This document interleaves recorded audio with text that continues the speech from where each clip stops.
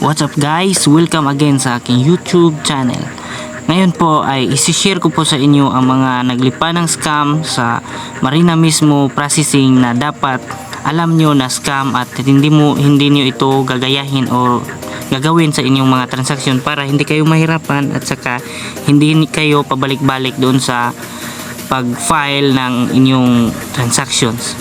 Una sa lahat, ang mga ito ay experience ko lamang po at hindi po ito galing sa Marina mismo talaga. Ito ay experience ko lang at galing sa mga testimony ng ating mga kababayang kabaro na nagsishare lang dito sa akin, kaya naisipan kong i-vlog. Kaya i-share ko na sa iyo ang una.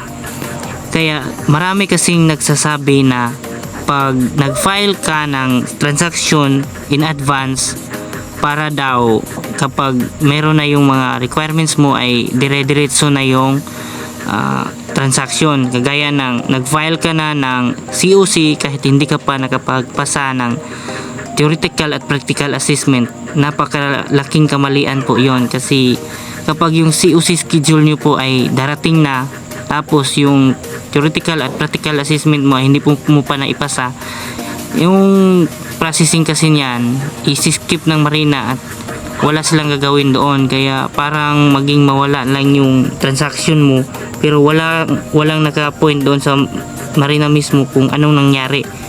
Kaya mabuti pa kung mag-file kayo ng mga transaction, talagang mayroon na kayong requirements para hindi kayo mahirapan at saka hindi mag-error yung Marina system sa Marina mismo mo.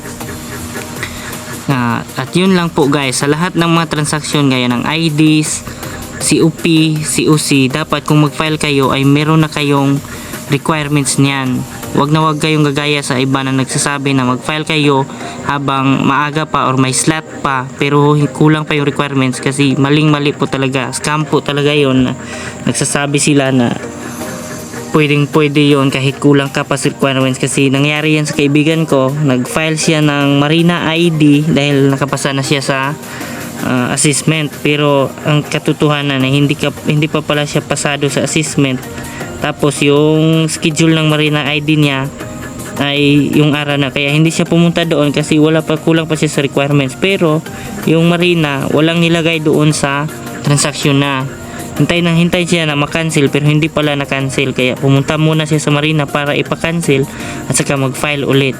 At yun lang po guys, sana may natutunan kayo ngayon. See you on my next vlog.